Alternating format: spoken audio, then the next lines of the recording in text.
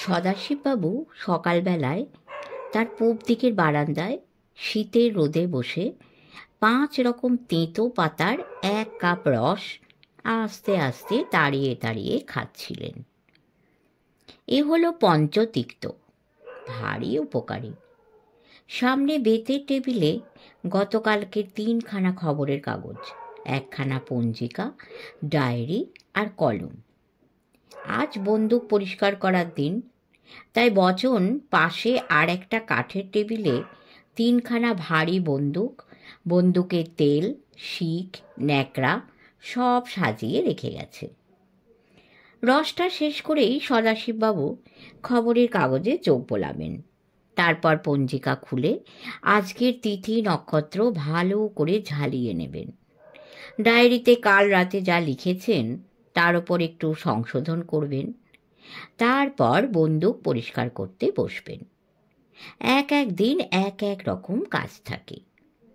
কোনো দিন বন্দুক পরিষ্কার করা, কোনো দিন 11টা দেয়াল ঘড়িতে দম দেওয়া, কোনো দিন পুরনো জিনিসপত্র রোদে বের করে ঝাড়পোঁছ করা, কোনো দিন চিঠি লেখা ইত্যাদি। চারদিকে প্রায় 20 বিঘে জমি আর বাগান দিয়ে ঘেরা সদাশিববাবুর বাড়িটা খুবই বিশাল। এ বাড়িতে যে কতগুলো ঘর আছে তার হিসেব সদাশিববাবুরও ভালো জানা নেই। শোনা যায় তাঁর পূর্বপুরুষেরা ডাকাত ছিলেন। ডাকাতি করে ধন সঞ্চয়ের পর জমিদারি কিনে ব্রিটিশ আমলে রাজা উপাধি পেয়েছিলেন। এ বাড়িতে আগে কালী পুজোয় নরবলি দেওয়া হতো। সদাশিববাবুর পূর্বপুরুষদের মধ্যে কেউ কেউ তান্ত্রিকও ছিলেন এবং একজন সব সাধনায় সিদ্ধি লাভ করে অনেক অলৌকিক কাণ্ড কারখানাও করতেন। কুলপঞ্জিকায় এসব ঘটনার কিছু কিছু হদিশ সদাশিববাবু পেয়েছেন, তবে এখন সবই ইতিহাস। সদাশিববাবুর একটি মাত্র ছেলে, সেই ছেলে কলকাতায় বেশ বড় চাকরি করে। নাম রামশিব। রামশিবের এক ছেলে আর এক মেয়ে। মেয়ে অনন্যার বয়স বছর 15, ছেলে বিল্ল শিবের বছর 10 বয়স। দুজনেই কলকাতার নামজাদা ইংরেজি স্কুলে পড়ে। তারা দাদুর বেজায় ভক্ত এবং বেজায় বন্ধুও। সপ্তাহে শনি রবিবার এসে দাদুর কাছে থেকে যায়।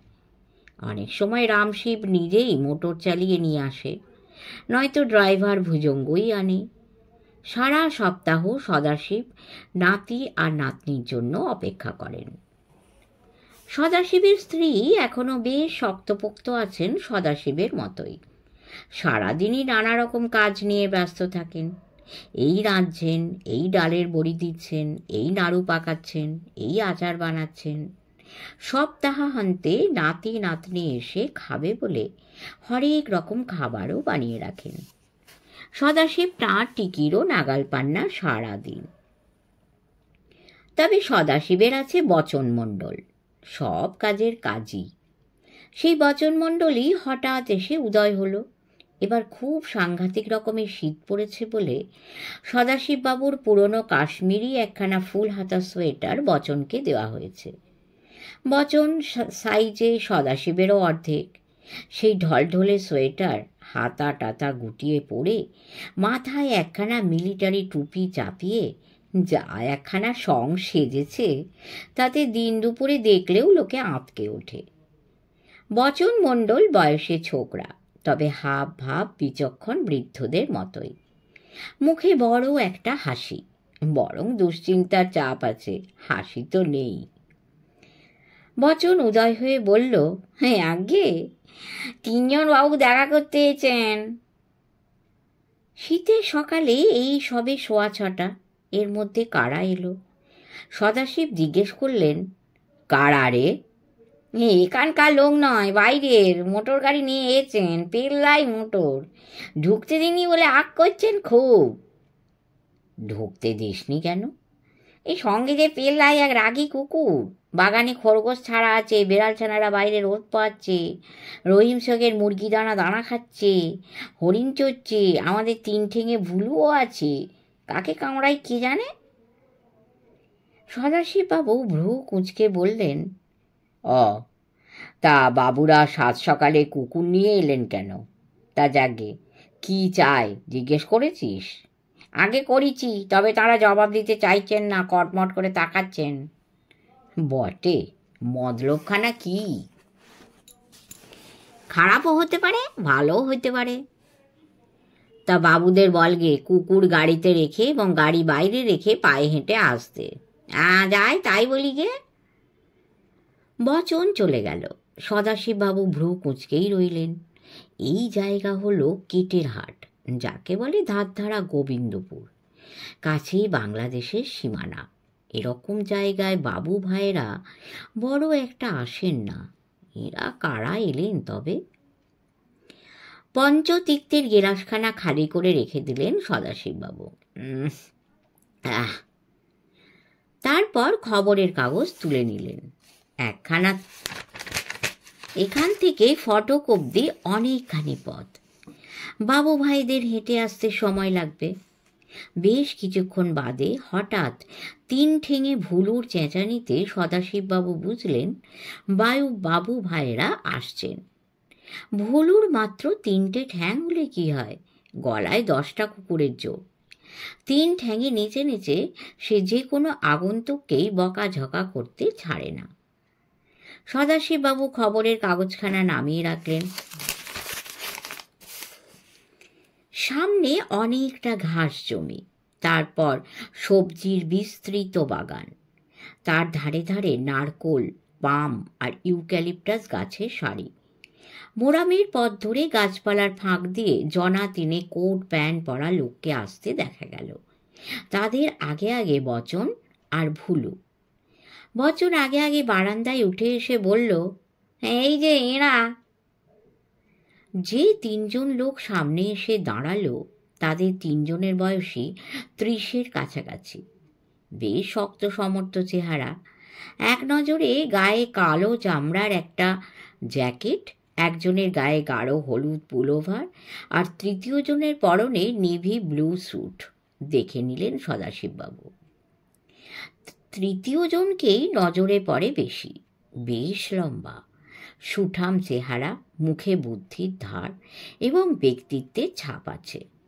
কোনো হে হে ভাব নেই, মনে হচ্ছিল এই পালের গোদা। প্রথম কথাও সেই বলল, নমস্কার, আমরা একটা বিশেষ প্রয়োজনে আপনার কাছে এসেছি। সদাশিববাবু বিনয়ী লোক পছন্দ করেন। এই লোকটার গলায় অবশ্য বিনয় নেই, স্পর্ধাও নেই, তবে কাজের লোক। সদাশিববাবু বললেন, বসুন। 3জন 3খানা বেতের চেয়ারে বসল। সদাশিববাবু খুব কূট চোখে তাদের ভাবভঙ্গি লক্ষ্য করছিলেন। না, কোনো জড়তা নেই, কাঁচুমাচু ভাব নেই, বিগলিত ভঙ্গি নেই। পা ছড়িয়ে দিব্যি আরামের ভঙ্গিতেই বসল। লিডার লোকটা বলল, হ্যাঁ, যা বলছিলাম। সদাশিববাবু ভ্রু কুঁচকে বন্দুকের আওয়াজে বললেন, নাম? ও হ্যাঁ, বলে লোকটা একটু হাসল। আমার নাম অভিজিৎ ভট্টাচার্য। আমি একজন সায়েন্টিস্ট, আর এরা হলেন। সদাশিববাবু আবার বন্দুকের আওয়াজ ছাড়লেন। সায়েন্স মানে কি, ফিজিক্স না কেমিস্ট্রি? অভিজিৎ চমকাল না, মৃদুস্বরে বলল, সে প্রসঙ্গ অপ্রয়োজনীয়। তবু বলছি, আমার বিষয় হলো এন্টেমোলজি, পোকামাকড় নিয়ে। সদাশিববাবু মাথা নেড়ে বললেন, জানি। এরা কারা? এরা আমার সহকর্মী সুহাস দাস আর সুদর্শন বসু। এবার প্রয়োজনটার কথা বলুন। অভিজিৎ 2 সঙ্গীর দিকে এক পলক তাকিয়ে নিয়ে সদাশিববাবুর দিকে চেয়ে বলল, বড় জিলের ধারে আপনার একটা বাড়ি আছে, সেই বাড়িটা আমরা কিছুদিনের জন্য ভাড়া নিতে চাই। সদাশিববাবু খুবই অবাক হলেন, বললেন, ঝিলের ধারের বাড়ি ভাড়া নেবেন? বলেন কি? আমরা একটু রিসার্চ করতে চাই, একটা ভালো স্পট বহুদিন ধরে খুঁজে বেড়াচ্ছি। এরকম সুটেবল স্পট আর দেখিনি। সদাশিববাবু টাকার অভাব নেই, পৈতৃক সম্পত্তির সূত্রে তার জমানো টাকা বিস্তর, বিষয় সম্পত্তিও বড় কম নেই। তিনি জীবনে বাড়িতে ভাড়াটে বসাননি। সুতরাং মাথা নেড়ে বললেন, ভাড়াটারা আমি কাউকে দিই না, ওসব হবে না। তবে রিসার্চের কাজ হলে 2-4 দিন আপনারা এমনিতেই এসে থাকতে পারেন। অভিজিৎ চেয়ারটা একটু সামনে টেনে আনলো, তারপর বলল, রিসার্চের কাজ 1-2 দিনে তো কিছু হয় না, মাসের পর মাস লেগে যায়। আরও একটা কথা হলো, কাজটা একটু অ্যাডভান্স স্টেজের এবং খুবই গোপনীয়। সেজন্যই আমরা এরকম একটা রিমোট জায়গা খুঁজে বেড়াচ্ছি। এ কাজে একটা খুব বড় সংস্থা আমাদের টাকা দিচ্ছে, ভাড়াও তারাই দেবে। সদাশিববাবু একদৃষ্টে লোকটার দিকে চেয়েছিলেন, বললেন, কাজটা অ্যাডভান্স স্টেজের এবং গোপনীয় বলছেন, কীরকম কাজ তা বলতে বাধা আছে? অভিজিৎ একটু ভাবল, তারপর বলল, শুধু বাধা নয়, বিপদও আছে। সদাশিববাবুর ভ্রু ওপরে উঠে গেল। তিনি তীক্ষ্ণ চোখে আগন্তুককে লক্ষ্য করে বললেন, বিপদ? রিসার্চ ওয়ার্কে আবার বিপদ কিসের? অভিজিৎ নিজের 2 সঙ্গীর সঙ্গে একটু গোপন অর্থপূর্ণ দৃষ্টি বিনিময় করে নিয়ে বলল, সব কথা খুলে বলতে পারছি না বলে আমাকে মাপ করবেন, কিন্তু এটুকু বলতে পারি, আমাদের কাজে যদি আমরা সফল হই তবে দেশের উপকার হবে। সদাশিববাবু একটু হাসলেন, তারপর বললেন, আমার বয়স কত জানেন? জানি, 77। আপনি 6 ফুট 1 ইঞ্চি লম্বা, ওজন 82 কেজি। আপনি ইংরেজি অনার্স আর এমএতে ফার্স্ট ক্লাস পেয়েছিলেন। একসময় দুর্দান্ত স্পোর্টসম্যান ছিলেন। টেনিসে ছিলেন ইন্ডিয়ার নাম্বার 3। ফ্রি রাইফেল শুটিংয়ে ছিলেন ন্যাশনাল চ্যাম্পিয়ন। ভালো ক্লাসিক্যাল গান গাইতে পারতেন। শিকারী ছিলেন। আরও বলতে হবে কি? সদাশিব এত অবাক হয়ে গেলেন যে কয়েক সেকেন্ড কথা এলো না মুখে। তারপর সোজা হয়ে বসে বললেন, দাঁড়াও দাঁড়াও ছোকরা, তুমি তো ডেঞ্জারাস লোকে। হ্যাঁ, এত খবর তোমাকে দিল কে? অভিজিৎ মৃদু মৃদু হাসছিল, বলল, আপনার সম্পর্কে যা কিছু জানি সেগুলো লোকের মুখে শোনা, আর লোকেরা শুনেছে আপনার মুখেই। তার মানে? সদাশিববাবু, বয়স হলে মানুষ তার অতীতের কথা লোককে বলতে ভালোবাসে। আপনিও ব্যতিক্রমী নন। এই কেটের হাটের লোকেরা আপনার সেই স্মৃতি কথা শুনে শুনে মুখস্থ করে ফেলেছে। আমরা আপনার বাড়িটার খোঁজে এসে আপনার সম্পর্কেও অনেক কথা তাদের মুখেই শুনেছি। সদাশিববাবু একটা স্বস্তির শ্বাস ছেড়ে বললেন, ওহ, তাই বলো? আমি ভাবলাম বুঝি পিছনে গোয়েন্দা লাগিয়েছ। সদাশিববাবু নিজেও টের পাননি কখন তিনি অভিজিৎকে আপনি থেকে তুমি বলে সম্বোধন করতে শুরু করেছেন। অভিজিৎ মাথা নেড়ে বলল, আগে না, গোয়েন্দা লাগানোর তো কোনো প্রয়োজন নেই, কিন্তু বয়সের কথাটা কেন বলেছিলেন তা বুঝতে পারিনি। সদাশিববাবু গম্ভীর হয়ে বললেন, বয়সের কথাটা বলছিলাম তোমাদের লম্বা চওড়া কথা শুনে। বাঙালিরা হচ্ছে ভেতো, গেঁতো আর তেঁতো। তাদের দিয়ে বড় কাজ হওয়ার কোনো আশাই আর নেই। তা তোমরা এমন কি সাংঘাতিক কাজ করছো বাপু, যাতে দেশের উপকার হবে? আবার নাকি তাতে বিপদও আছে, আবার নাকি সেটা খুব টপ সিক্রেট। অভিজিতের মুখটা ম্লান হয়ে গেল। খানিকক্ষণ চুপ থেকে সে বলল, কথাটা আপনি ভুল বলেননি। বাঙালিরা ওই আপনি যা বললেন তাই, ভেতো, গেঁতো আর তেঁতো। তবে আমার শিক্ষাটা হয়েছিল বিদেশে।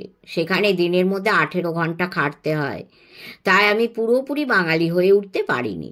দ্বিতীয় কথা হচ্ছে, আমার কাজটা কত দূর সাংঘাতিক তা আমিও ঠিক জানি না। এমনও হতে পারে যে সব পরিশ্রমী পণ্ড হয়ে যাবে, কিছুই ঘটবে না। কিন্তু যে কোনো সত্যানুসন্ধানীকে তো এরকম হতাশার মুখোমুখি বারবারই হতে হয়। সদাশিববাবু ছোকরার কথাবার্তা শুনে অখুশি হলেন না। কথাগুলো খুব খারাপ তো বলছে না। তিনি নড়ে চড়ে বসে বললেন, তা বেশ, কাজ করার ইচ্ছে তো খুবই ভালো। বাঙালিরা কিছু করলে আমি খুশি হই। তাহলে বাড়িটা কি আমরা ভাড়া পাবো? সদাশিববাবু একটু চিন্তা করলেন, তারপর বললেন, ও বাড়িতে বহুকাল কেউ থাকেনি, সংস্কারও কিছু হয়নি। বুড়ো দারোয়ান সিদ্ধিনাথই যা দেখাশোনা করে। তাকে অবশ্য মাইনে দিয়ে পুষতে হয়। আমি বলি কি, আমাকে ভাড়া দিতে হবে না। তোমরা যে কমাস থাকবে সিদ্ধিনাথকে মাসে মাসে 400 টাকা করে দিয়ে দিও। অভিজিৎ মাথা নেড়ে বলল, আমরা রাজি। আর সাফসূত্র যা করাবার তা তোমাদেরই করিয়ে নিতে হবে। অভিজিৎ খুব বিনীতভাবে বলল, যে আজ্ঞে। তবে আমরা বাড়িটাতে ইলেকট্রিক ফেন্স লাগাবো, জেনারেটর বসাবো, ঘরগুলোতে কিছু যন্ত্রপাতি বসাতে হবে। আপনার অনুমতি চাই। ঠিক আছে, যা করার করো। আর মাঝে মাঝে এসে দেখা করে যেও। কেমন কাজকর্ম হচ্ছে বলো, কোনো অসুবিধে হলে তাও জানিও। আগেই বলেছি ও বাড়িতে সাপ খোপ থাকতে পারে, আর সিদ্ধিনাথ নাকি প্রায়ই ভূত দেখে। এবার তিনজনেই চাপা হাসি হাসল। চা খেয়ে অতিথিরা বিদায় নিল। সদাশিববাবু বন্দুক পরিষ্কার করতে বসলেন। বসে ভাবতে লাগলেন, কাজটা ঠিক হলো কি। ডাকাতে ঝিলের 3 পাশে যে নিবিড় জঙ্গল আর ভুসভুসে কাদা, তাতে জায়গাটা মানুষের পক্ষে প্রায় অগম্য। দিনের বেলাতেই জঙ্গলের মধ্যে অন্ধকার ঘনিয়ে থাকে। ঝিলের জলেও বিস্তর আগাছা আর কচুরিপানা জন্মেছে। বহুদিন এই দূষিত জল কেউ ব্যবহার করেনি, এমনকি স্নান করতে বা মাছ ধরতেও কেউ আসে না। ঝিলের দক্ষিণ ধারে একখানা পুরনো বড় বাড়ি। বাড়িটার জীর্ণ দশা বাইরে থেকেই বোঝা যায়। সিদ্ধিনাথ দিন রাত শুনতে পায় বাড়িটার ভিতরে ঝুরঝুর করে চুন বালি খসে পড়ছে। মেঝেই গর্ত বানাচ্ছে ইঁদুর, আরশোলা, উই পোকা, ঘুন, বিছে, তক্ষক, কি নেই এই বাড়িতে। আর যারা আছেন তাদের কথা ভাবলেও গায়ে কাঁটা দেয়। রাতের বেলায় যে কত শব্দ হয় বাড়ির মধ্যে, কত খোনা গলার গান হাসি শোনা যায়। সিদ্ধিনাথ তখন আউট হাউসে নিজের ছোট ঘরখানায় কাঠ হয়ে থাকে। সিদ্ধিনাথ আগে রোজ ঝাড়পোঁছ করত, আজকাল হাল ছেড়ে দিয়েছে। সপ্তাহে একদিন করে সে বাড়িটা ঝাড়পোঁছ করে বটে, কিন্তু বুঝতে পারে নড়বড়ে বাড়িটার আয়ু আর বেশি দিন নয়, হঠাৎ ধসে পড়ে যাবে। সিঁড়ির পিছন দিকে বাঁধানো ঘাটের সিঁড়ি নেমে গেছে ঝিলের জলে। সিঁড়ির অবস্থা অবশ্য খুবই করুণ। মস্ত মস্ত ফাটল হাঁ করে আছে, তার মধ্যে কচ্ছপেরা ডিম পেড়ে যায়, ঢোড়া সাপ আস্তানা গাড়ে, পোকামাকড় বাসা বেঁধে থাকে, কোথাও কোথাও শান ফাটিয়ে উদ্ভিদ উঠেছে। সিদ্ধিনাথই একমাত্র লোক যে ঝিলের জল ব্যবহার করে। এই জলে সিদ্ধিনাথ কাপড় কাচে, বাসন মাজে, স্নান করে। তার অসুখ করে না। গত 40 বছর ধরে সদাশিববাবুর এই বাড়িখানায় সে পাহারাদারে চাকরি করছে। এই 40 বছর ধরে প্রায় প্রতিদিনই সে ঘাটের সিঁড়ি কত দূর নেমে গেছে তা ডুব দিয়ে দেখার চেষ্টা করেছে।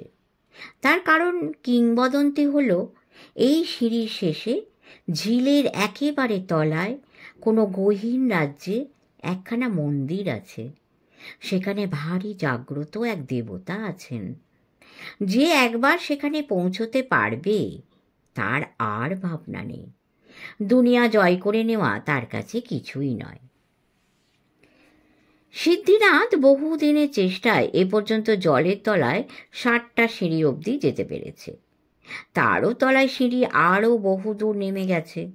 কোনো মানুষের পক্ষে ততদূর নেমে যাওয়া সম্ভব নয়। সিদ্ধিনাথ পারেনি বটে, কিন্তু আজও সে প্রায়ই ঘাটের পৈঠায় বসে জলের দিকে চেয়ে থাকে। আজ সকালে ঘাটে বসে যখন আনমনে নানা কথা ভাবছিল, তখন হঠাৎ কেমন যেন মনে হলো কেউ আড়াল থেকে তার দিকে তাকিয়ে আছে। সিদ্ধিনাথ চারদিকে তাকিয়ে দেখল কেউ কোথাও নেই। দিব্যি রোদ উঠেছে, ঠান্ডা বাতাস হাড় কাঁপিয়ে বয়ে যাচ্ছে, পাখি ডাকছে। ঝিলের ওপাশে নিবিড় জঙ্গলে অন্ধকার জমে আছে।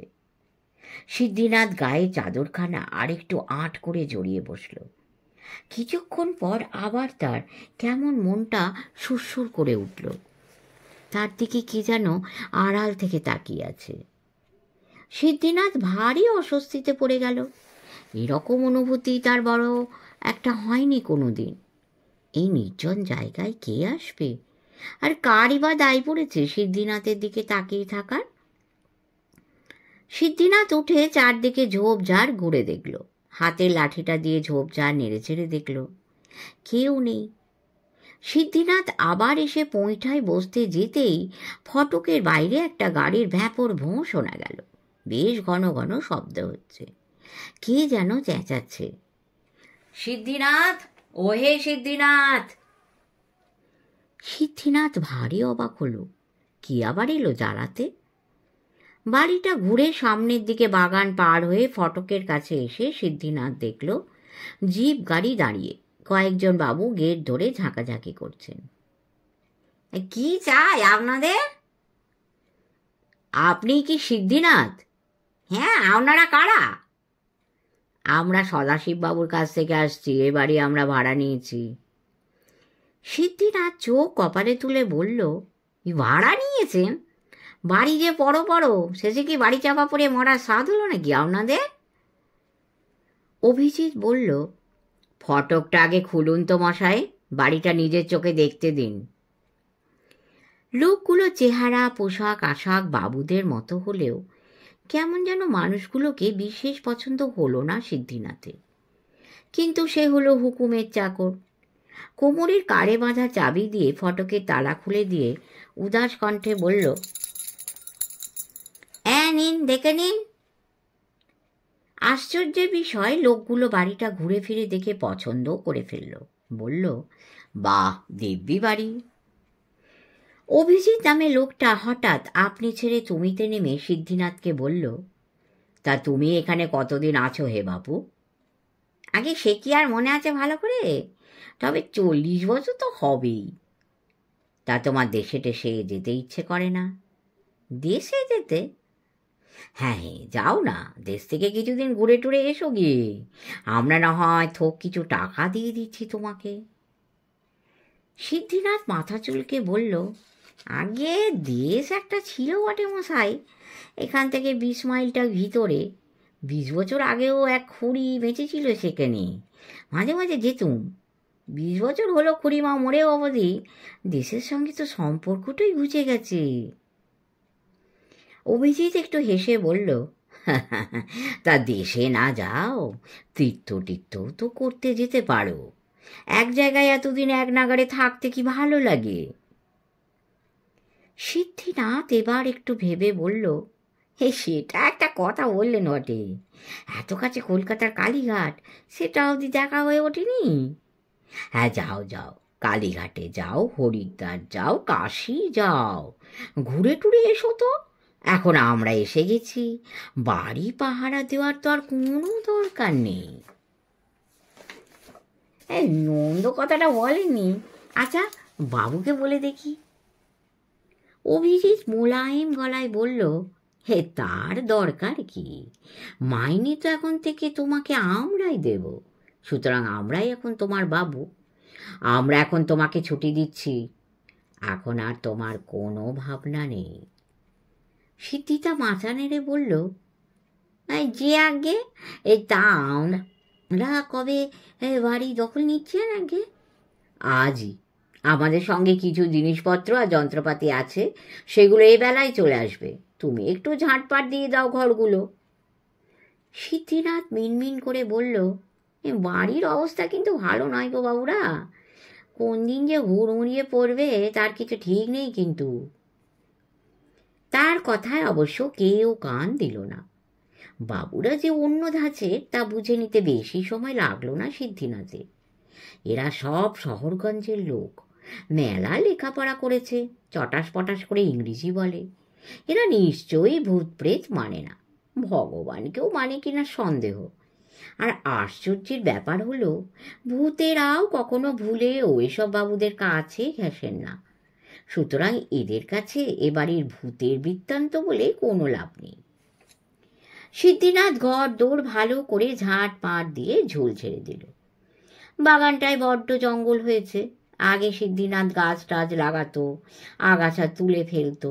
আজকাল আর পণ্ডশ্রম করতে ইচ্ছে যায় না, ফলে বাগানটা একেবারেই জংলা গাছে ভরে গেছে। কোদাল কুড়ুল কাঁচি নিয়ে সিদ্ধিনাথ বাগানটা পরিষ্কার করতে উদ্যোগ করছিল।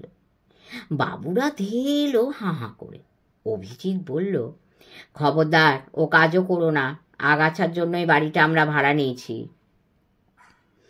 আগাছায় কার কি কাজ তা জানে না সিদ্ধিনাথ, তবে পরিশ্রম বেঁচে যাওয়ায় খুশিই হলো সে। কিন্তু এই ভুতুড়ে জংলা বাড়ি ভাড়া নিয়ে শহুরে বাবুরা কি করতে চায় তা তার মাথায় কিছুতেই সেদল না।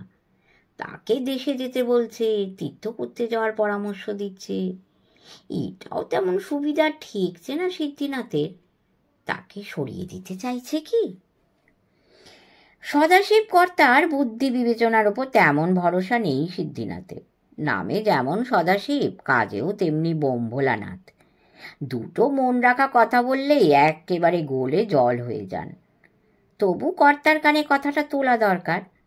সিদ্ধিনাথ ফর্সা ধুতি আর পিরান পরে, মাথায় একটা পাগড়ি বেঁধে, লাঠি গাছ হাতে নিয়ে বেরিয়ে পড়ল। পথে শ্রীপতির মুদির দোকান। সিদ্ধিনাথ দোকানের বাইরে একখানা বেঞ্চে বসে পড়ে পাগড়ির ন্যাস দিয়ে মুখ মুছে বলল, অরে শ্রীপতি, শুনেছিস বৃত্তান্ত? না গো সিদ্ধিনাথ দা, বৃত্তান্তটা কি? এই ঝিলের দ্বারের বাড়ি ভাড়া হলো রে, একেবারে ফিটফাট, সব বাবুরা এসে গেল। বলো কি গো? তাই দেখছিলুম বটে, একখানা ঢাকনা খোলা জিপ গাড়ি হাঁকড়ে কারা সব যাতায়াত করছে। হ্যাঁ তারাই, ওদিকে বাড়ি যে কখন মাথায় ভেঙে পড়ে তা ঠিক নেই। তাই ভূতের বাড়িতে কি তিষ্ঠুতে পারবে? তোমার মতো ডাকাবোকো লোক পারে বলে কি আর সবাই পারে? রাত্রির কাটবার আগেই চোঁ চোঁ দৌড় দিয়ে পালাবে। সিদ্ধিনাথ মুখখানা বিকৃত করে বলল, ভূতের কথা আর বলিস না, তাদের আক্কেল দেখলে ঘেন্না হয়। এমনিতে তেনারা রোজ বাড়ির মধ্যে ভূতের নৃত্য, ভূতের কীর্তন লাগাবেন, কিন্তু যখনই শহরের বাবু ভাইরা এলো, অমনি সব নতুন বইয়ের মতো চুপ মেরে গেল। এই তো কয়েক বছর আগে কলকাতা থেকে কর্তাবাবুর ছেলের বন্ধুরা সব বেড়াতে এলো, বউ বাচ্চা সব নিয়ে। বনভোজন করলো, কানামাছি খেললো, 2 দিন 3 রাত্রি দিব্যি কাটিয়ে গেল। কই, তেনারা তো রাও কারেননি। শ্রীপতি একটু ভেবে বলল, আসলে কি জানো সিদ্ধিনাথ দা, গিয়েও ভূত তো শহুরে লোককে ভয় দেখাতে ঠিক সাহস পায় না। সিদ্ধিনাথ উঠল, যাই রে, কর্তাবাবুর কাছে যেতে হবে। বাজারের মুখে পীতাম্বরের দর্জির দোকানেও খানিক বসল সিদ্ধিনাথ। গায়ের পিরানটার বোতাম নেই, সেটা খুলে দিয়ে বলল, এই 2টো বোতাম বসিয়ে দে বাবা। বৃত্তান্তটা শুনেছিস? ঝিলের বাড়িতে যে সব কলকাতার বাবুরা এসে গেল। পীতাম্বর বোতাম বসাতে বসাতে বলল, বুঝবে ঠেলা। সিদ্ধিনাথ উদাস মুখে বলল, মেলা টাকা, জিনিসপত্র তো দেখছি পাহাড় প্রমাণ। কি মতলব কি জানে বাবা। পীতাম্বর দাঁতে সুটো কেটে বলল, তোমার ঝিলের তলার সেই মন্দিরের হদিশ পায়নি তো? সিদ্ধিনাথ একটু চমকে উঠে বলল, ভালো কথা মনে করিয়ে দিয়েছিস তো। না, এ তো বেশ ভাবনার কথা হলো। পীতাম্বর নিশ্চিন্ত গলায় বলল, ভাববার কি আছে? তুমি 40 বছর ধরে চেষ্টা করে যার হদিশ পারোনি, বাবুরা কি আর হুট করে তার খোঁজ পাবে? তাও আটে, আর পাপি তাপিদের কমও নয়। তবে কিনা এই হলো ঘোর কলিকাল, উলট পুরাণ যাকে বলে। পিরান গায়ে দিয়ে সিদ্ধিনাথ উঠে পড়ল। পথে নবীনের বাড়ি। নবীন লোকটার জন্য সিদ্ধিনাথের ভারী দুঃখ হয়। সদাশিব কর্তার মতো নবীনের পূর্বপুরুষরাও ডাকাত ছিল। শোনা যায় তাদেরই দাপট ছিল বেশি। অবস্থা ছিল রাজা জমিদারের মতোই। সেই নবীনের আজ টিকি অবধি মহাজনের কাছে বাঁধা। কিছু নবীন লোকটা বড় ভালো, দোষের মধ্যে বেড়ানোর নেশা আছে, লোককে খাওয়াতে ভালোবাসে, আর উদ্ভট জিনিস দেখলেই অগ্র পশ্চাৎ বিবেচনা না করে কিনে ফেলে। এই সব করে করে হাতের টাকা সব চলে গেছে। বাড়িটা অবধি মহাজনের কাছে বিক্রি কবলায় বাঁধা। থাকার মধ্যে নবীনের আছে এক বুড়ি পিসি আর এক পুরনো চাকর মহাদেব। প্রকাণ্ড দোতলা বাড়িটাতে 3টে মোটে প্রাণ। বয়সে নিতান্ত ছোকরা বলে সিদ্ধিনাথ নবীনকে নাম ধরেই ডাকে। ফটকের কাছে দাঁড়িয়ে সিদ্ধিনাথ ডাক দিল, বলি ও নবীন, নবীন আছো নাকি? নবীন দোতলার বারান্দায় বসে বই পড়ছিল। মুখ বাড়িয়ে বলল, কি ব্যাপার সিদ্ধিনাথ খুড়ো? আর ব্যাপারের কথা বলো না, কেটের হাট যে কলকাতা হয়ে গেল। জিলের দ্বারের বাড়িতে যে ভাড়াটে এসেছে, সে খবর রাখো? সে তো ভালো কথা খুড়ো, তুমি এতকাল একা ছিলে, এবার কথা বলার লোক হলো। হ্যাঁ, কথা বলতে তারা এসেছেন বড়, তাদের বইই গেছে। আমাকে তাড়াতে পারলে বাঁচে, একবার বলে দেশে যাও, আবার বলে তীর্থ করে এসো গে। মন্দ বুঝতে পারছি না কিছু, পয়সা দিতে চাইছি। দাওটা ছেড়ো না খুড়ো, এই বেলা ঘুরে টুরে এসো গে। ওরে বা, সে কি আর ভাবিনি। তবে কিনা কেটের হাটের হাওয়া ছাড়া আমি যে হাঁপিয়ে উঠবো বাপ। তা বটে, তুমি হলে কেটের হাটের মনুমেন্ট। তোমার খবর টবর কি? পাতাল ঘরের দরজা খুলতে পারলে? নবীন হতাশভাবে মাথা নেড়ে বলল, না খুড়ো, 20 বছরের চেষ্টাতেও খুলল না, আমি এখন হাল ছেড়ে দিয়েছি। সিদ্ধিনাথ একটা দীর্ঘশ্বাস ফেলল। নবীনের কপালটা সত্যিই খারাপ। বাড়ির একতলায় একখানা পাতাল ঘর আছে, কিন্তু মুশকিল হলো সেটার দরজা ভীষণ পুরু আর শক্ত, লোহার পাতে তৈরি। তাতে না আছে কোনো জোর, না আছে চাবির ফুটো। কিভাবে সেই দরজা খুলবে তা কে জানে। হাতুড়ি শাবল দিয়ে বিস্তর চেষ্টা করা হয়েছে, দরজায় আঁচড়ও বসেনি। দেওয়াল ফুটো করার চেষ্টা হয়েছে, কিন্তু নিরেট পাথরের দেওয়াল টলেনি। কে জানে, হয়তো পাতাল ঘরে গুপ্তধন থাকতেও পারে। পাতাল ঘরের কথা মহাজন গোপীনাথ জানতে পেরে নবীনকে শাসিয়ে গেছে। খবরদার, ও ঘরে হাত দেওয়া চলবে না, বাড়ি আমার কাছে বাঁধা, তার মানে বাড়ি একরকম আমারই। এখন বাড়ির কোনো রকম চোট টোট হলে কিন্তু জবাবদিহি করতে হবে। গোপীনাথ শুধু মহাজনই নয়, লেঠেলদেরও সর্দার। তার হাতে মেলা পোষা গুন্ডা বদমাস আছে, কাজেই তাকে চটিয়ে দিলে সমূহ বিপদ। নবীন তাই ভারী নির্জীব হয়ে আছে আজকাল। তোমার কপালটায় খারাপ নবীন, পাতাল ঘরটা খুলতে পারলে বুঝি বরাত ফিরে যেত। নবীন একটা হতাশার ভঙ্গি করে বলল, পাতাল ঘরের কথা বাদ দাও খুড়ো, তোমার ঝিলের তলার মন্দিরের কি হলো বলো। সিদ্ধিনাথ কপাল চাপড়ে বলল, আমার কপালটাও তোমার মতোই খারাপ নবীন। সিদ্ধিনাথ নবীনের কথাটা ভাবতে ভাবতে ফের এগোলো।